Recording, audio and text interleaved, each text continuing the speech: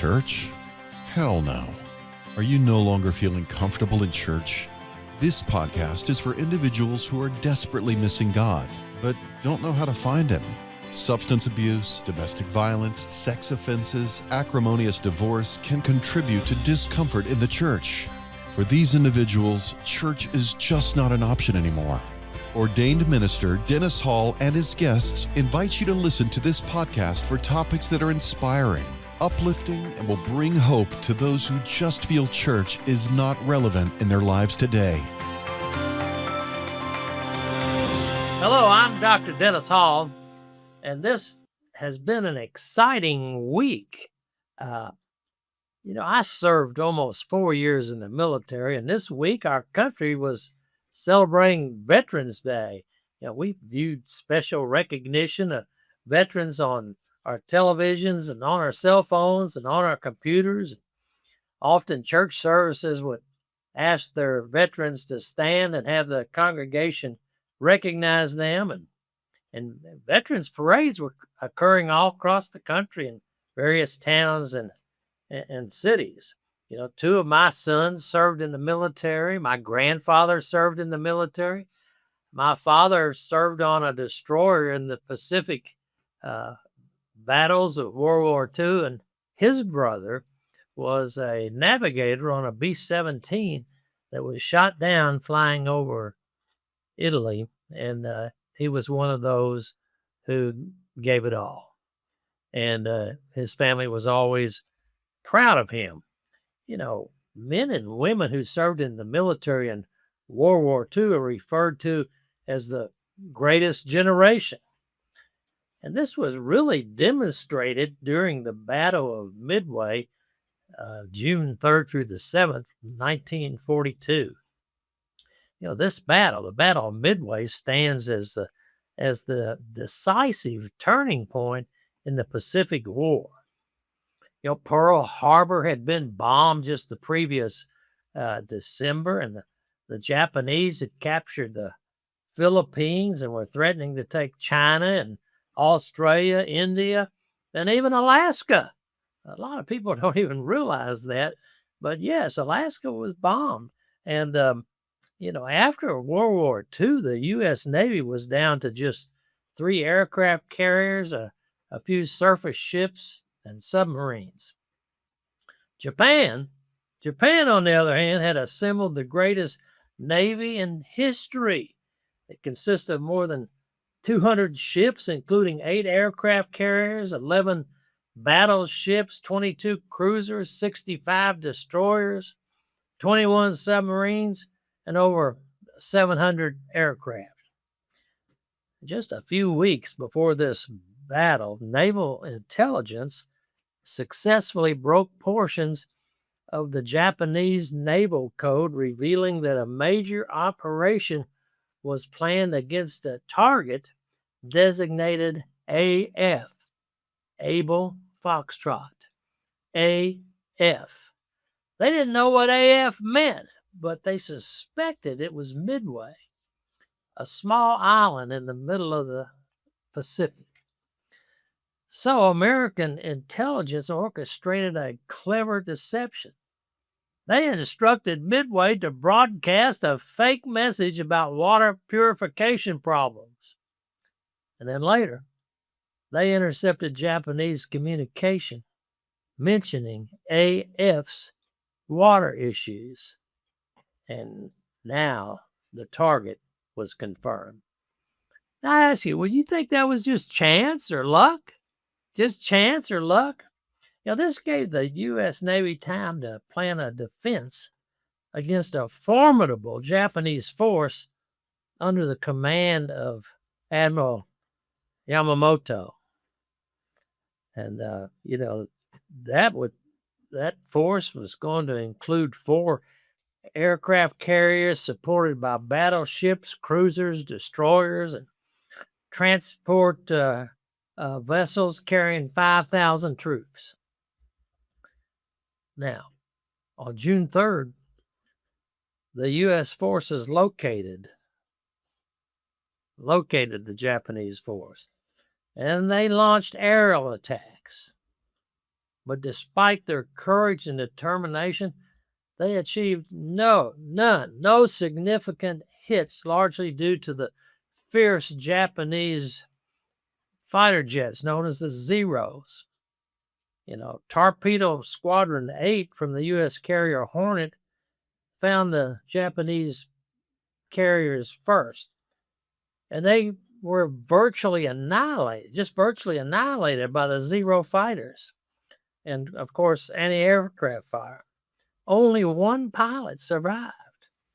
And similarly, torpedo squadrons from both the carrier Enterprise and the carrier Yorktown also suffered just devastating losses against this superior enemy and their carriers, their fighters. But the sacrifice of these pilots served to bring the Japanese fighter planes down to sea level, leaving the Japanese carriers very vulnerable. Aviation fuel lines all over the decks, ammunition staged for loading, and all kinds of aircraft on deck ready for launching. And it was at this very moment, this very time, that American dive bombers from the U.S. carrier Enterprise arrived high overhead and launched an attack which historians call the most important 5 minutes in the Pacific War. Within 5 minutes, these dive bombers attacked these carriers and turned them into burning wrecks. The bomb struck the carriers at their most vulnerable moment. The fires and explosions made damage control impossible, effectively removing three-quarters of the Japanese striking power for the midway battle. Now again, I ask you, was this just luck?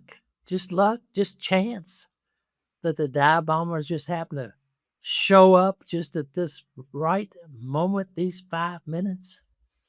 The Battle of Midway resulted in the Japanese Navy losing four fleet carriers, 1 cruiser, 248 aircraft, and approximately 3,000 personnel, including many highly experienced pilots whose loss would prove to be irreplaceable.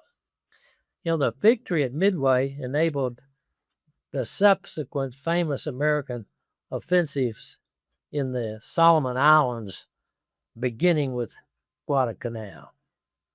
Now, I'll just ask you, do you believe in this concept of luck and chance? Surveys tell us that nearly 68% of Americans believe in the concept of just luck. 68%.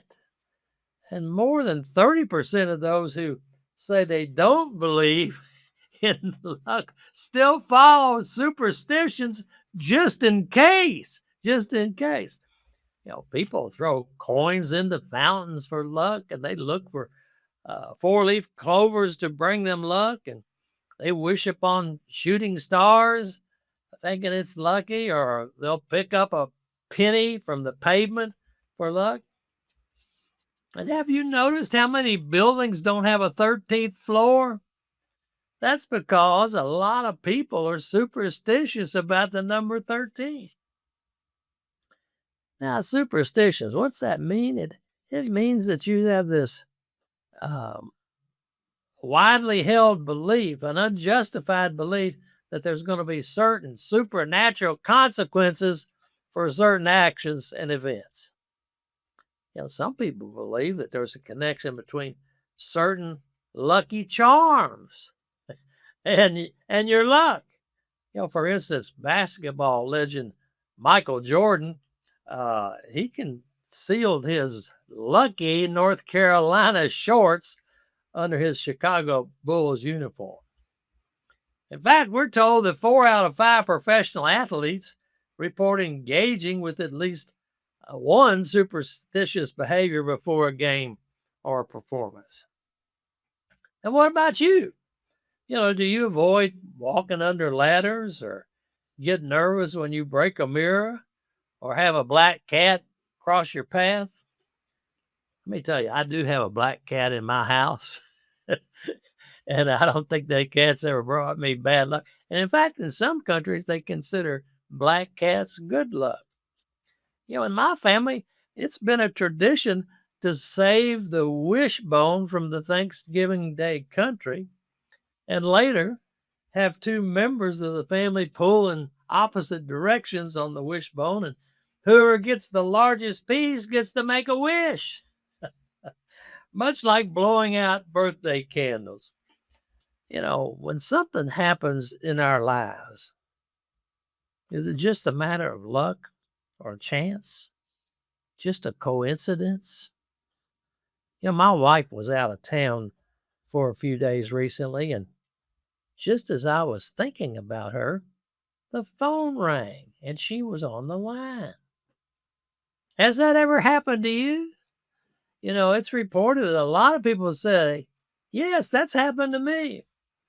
Or have you had a song come on the radio that speaks directly to the problem you're experiencing? It's very interesting. There have been many laboratory experiments conducted by psychologists and others about this phenomena that suggests that there's some kind of supernatural connection between human minds. Isn't that interesting? Now, I'm inclined to think that it's a guided divine connection, not some coincidence. Not some coincidence. Now, let me ask you, do you remember the story recorded in 1 Samuel 23? David, the famous David, the David who killed Goliath. He became famous in the Jewish kingdom. But Saul, King Saul at that time, saw him as a threat, and he set out to kill him. And Saul enlisted the help of the Ziphites, and they identified where David was hiding. He knew Saul was out to kill him. The scripture tells us that as Saul and his forces were closing in on David, and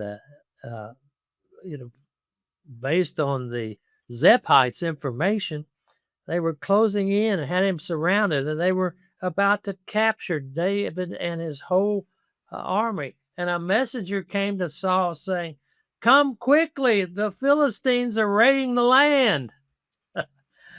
Well, Saul had to break off his pursuit of David, and he went to meet the Philistines. At just the right time, the Philistines invade, and Saul has to take his army to deal with that problem. You think this was just luck? Chance? Just some coincidence? Early in my professional life, I was serving as a vice president of a large regional hospital. And I went to watch a college basketball game, and I found myself sitting next to a man who was the chairman of the board of a smaller but significant county hospital. And when he learned that I was a hospital executive, he began to pick my mind about the problems that his hospital was facing, including finding a new CEO. And before we parted ways, he had invited me to visit his hospital in a consulting capacity to analyze the problems that facility was facing. And I followed up on the offer, and I visited that hospital, and I produced a comprehensive report for his board. And later, after many discussions and many of their failed CEO recruiting efforts, they began to make overtures to me to become their next CEO. And listen, I did not really want to consider taking on the challenge of turning that hospital around. And I confided in the chaplain at our hospital about the situation, and he urged me to begin praying fervently about it. Well, that's a novel idea. Is pray about it. Yeah. He suggested that I write down all the reasons that I had to not accept their offer. And I did exactly that. And I began praying about it. And, the leadership of that county hospital continued to pursue me.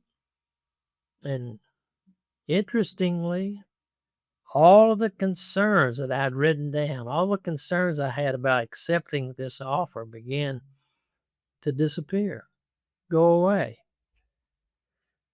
And then later, when I found myself as the CEO of this county hospital, the problems that it was facing were more formidable than I had even realized.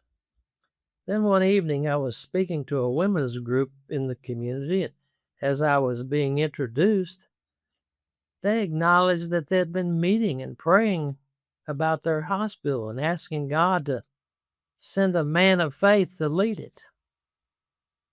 It was at that moment that I realized that my seat next to the chairman of the board of this county hospital was not just a coincidence. Brings up some interesting questions, doesn't it? Is there such a thing as coincidence in your life as a follower of Jesus? Can you just happen to be in the right place at the right time? Or what about being in the wrong place at the wrong time? Does God control and guide, his people? And the people we meet every day, is God guiding and controlling that? So that when we meet somebody, we visit somebody, and even the particular times that these things occur, is God guiding and controlling that? Really, I think we can say that the answer to that question is both simple and complex. It's simple because the one word answer is providence, God.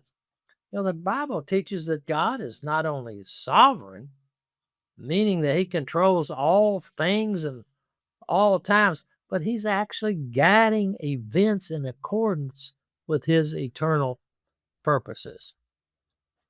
And the question is complex also. It's complex because we don't have the big picture.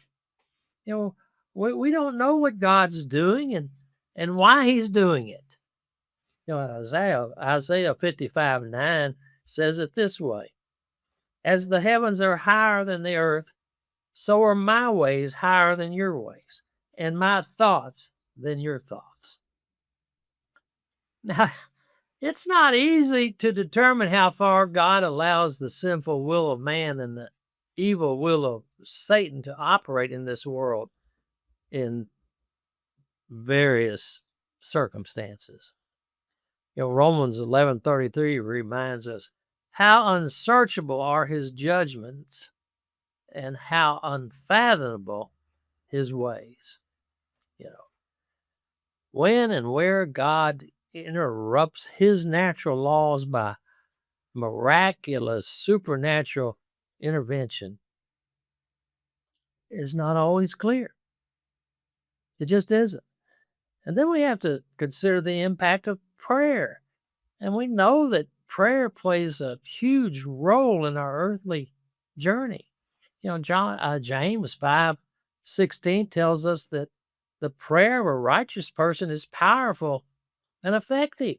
The prayer of a righteous person is powerful and effective. And then Romans 8:28, yes, we know that verse. It reminds us that God works in all things for the good of those who love him. So the answer to our question about whether coincidences happen in the life of a believer, well, we have to realize that our understanding is far from complete. Sometimes we encounter things that we just have to appreciate, than rather try to investigate the intricate weaving of God's workings in history. In other words, sometimes we'd have to step back and say, we're just not going to try to figure this out. We've left it up to God. We see this in the book of Esther. Do you know the name of God is not mentioned even once in the book of Esther? But throughout the book, we begin to see that God is working behind the scenes to accomplish his purpose. God's work is obvious everywhere in this book, even between the lines.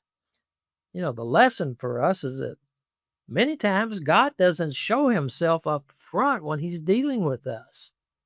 And we can be sure that he's silently and continually at work in our lives to accomplish his purposes.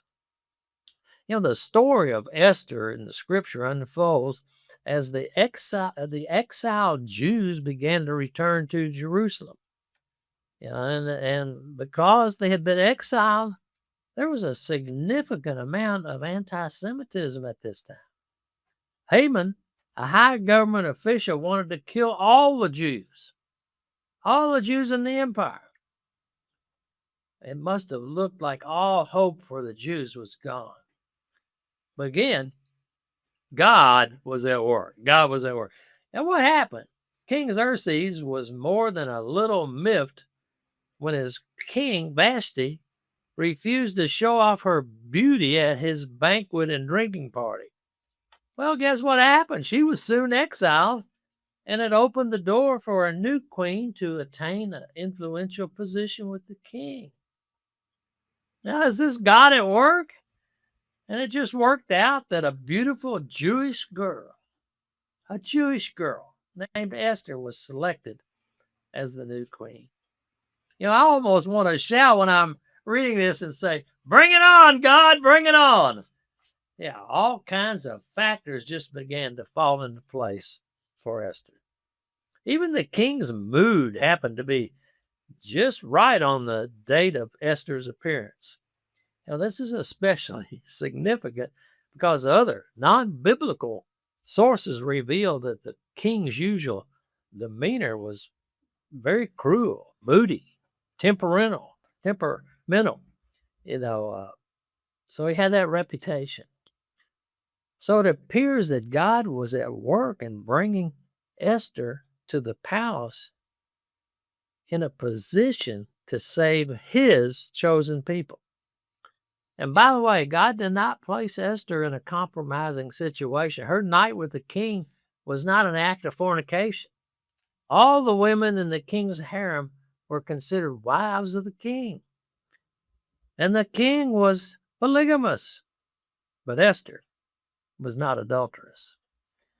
Now, I want to ask you, have you considered the fact that God has placed you in a position where you are not there by just coincidence or luck or there by accident? You're really there for God's purposes. Now, in the story of Esther, Mordecai in this story just happened to overhear a plot to assassinate the king. And this information was passed on to the king through Esther. And it turns out that she had it documented in the royal chronicles. And one night, the king couldn't sleep, and he decided to pass his time by reading the royal records. And he happened to read about Mordecai's loyalty, and he decided to reward him. It seemed that God was in control of the king's insomnia and even his reading material. The next morning, wicked Haman, arrived at the palace to request permission to hang Mordecai. Haman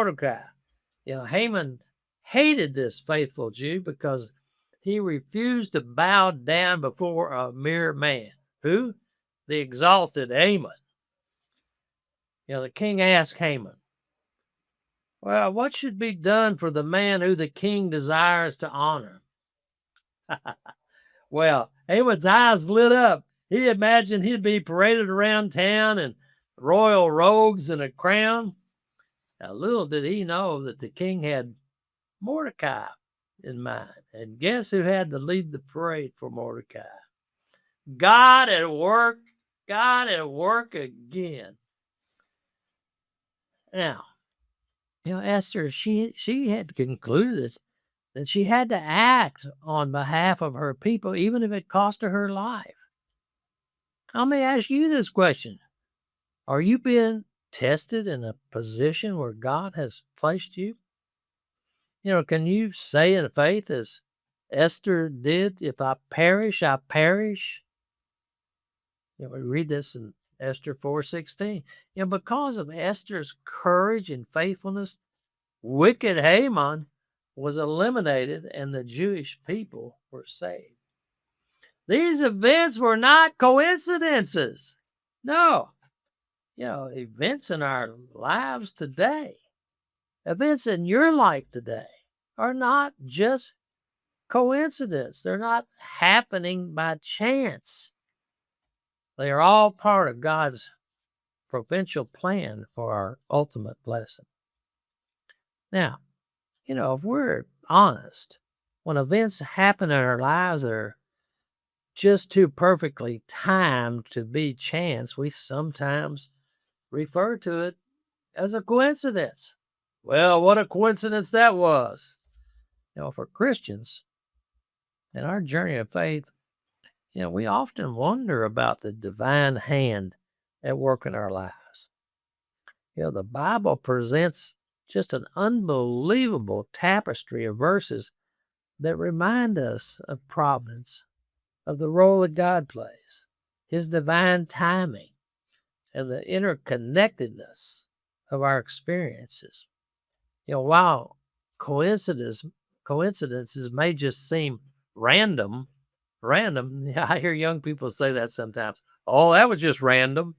Well, we should find comfort in knowing that God orchestrates our lives. Sometimes we pray and our prayers seem to go unanswered. But God has a plan for our lives. And many times things unfold at, just the right moment. We refer to this as divine timing. According to Ecclesiastes 3:1, what does it say? There's a time for everything and a season for every activity under the heavens. God is sovereign. And that means he's in control of everything that happens around us. And in fact, the entire universe. Sometimes we see events that just seem coincidental. But as we grow in our faith, we begin to recognize that these things are part of his great design. Proverbs 19:21 reminds us, many are the plans in a person's heart, but it is the Lord's purpose that prevails. Yes, yeah. Sometimes we have an idea of where our journey is headed, and God has a different idea about where our journey is headed. The truth is that our faith plays a substantial role in how we perceive coincidences. As our spiritual journey unfolds, we gradually begin to view our lives through the lens of faith. Things that in the past seemed like just coincidence gradually be viewed as God working in our lives toward his intended purposes. When we approach life with faith, we find that God often uses what appears random to us to fulfill his designs. Perhaps the most famous Bible verse about this is Hebrews 11:1. You've probably heard this quoted other times. And it reads, now faith is confidence in what we hope for and assurance about what we do not see. Let me just read that again. Faith is confidence in what we hope for and assurance about what we do not see. Life is a vast web of connections and experiences and encounters that just seem random to us. yet they serve greater supernatural purposes. The Bible points to multiple relationships and divine alignments, revealing how our paths cross for reasons that we may not fully understand. When I meet a stranger and our conversation turns to matters of faith, I often tell my new friend that we are experiencing a divine appointment. In other words, it's just not by chance that we're there together. It is a divine appointment. Sometimes these divine appointments are with other Christians. And as Proverbs 27:17 says, as iron sharpens iron, so one person sharpens another. When we're in the midst of difficulties and trials, it's not unusual for us to think that God has grown distant. Where are you, God? Where are you? I'm in trouble here. Often in those challenging moments, unexpected coincidences occur that remind us of God's presence. God seems to show up in our circumstances and guide us through life's most unpredictable moments. It's the little miracles, just the little miracles and surprises that give life beauty and meaning, causing us to realize that God is making things happen for our good, even when they seem just coincidental. Believers are called on what? Cast all your anxiety on Him because He cares for you. Cast all your anxiety on Him because He cares for you. 1 Peter 5:7. But when things look like it's just a coincidence, we often realize it's the result of prayer that's shaping outcomes and events in our lives. Prayer is the tool that connects us with God, aligning our hearts with His will. The scripture is just full of powerful verses about the power of prayer. Philippians 4:6-7 tells us, yes, do not be anxious about anything, but in every situation by prayer and petition, with thanksgiving, present your request to God. Now, I'm not going to sit here and tell you that you're going to be spared from confusion and uncertainty about your life at times. When I think about that, I love this verse in Isaiah 30:21. And it says, whether you turn to the right or to the left, your ears will hear a voice behind you saying, this is the way, talk in it. How's that still little voice of God that talks to us? As we begin to wind down this podcast, this eventful week, sometimes life seems random, yes, but God has a plan. He weaves together all events and all decisions for His greater purposes. Moses coming across a burning bush was not a coincidence. God meant to meet him there. Abraham finding a ram to sacrifice instead of his son was not a coincidence. God knew Abraham would be faithful to Him, and He provided an alternative sacrifice. And Jesus arriving in Jerusalem in the week of the Passover was not a coincidence, for Jesus Himself would take the place of the Passover lamb, forever destroying the power of sin with His final sacrifice. And then we look at Isaiah 46:9-11, when it says, when God says, I am God and there is no other. I am God and there is none like me. I make known from the end, from the beginning, from ancient times, what is still to come. I say, my purpose will stand, and I will do all that I please. You see, God has a plan for our lives, and it doesn't take much effort to recognize His hand at work in our circumstances. As we seek to live according to His purpose, we can find peace in the assurance that nothing is random in God's economy. Each event is an opportunity for growth, revelation, and deeper connection with God, the Creator, the supreme, sovereign ruler of the universe and our individual lives. Thank you for listening to me today, and I hope you'll join us again in the future. May God bless you.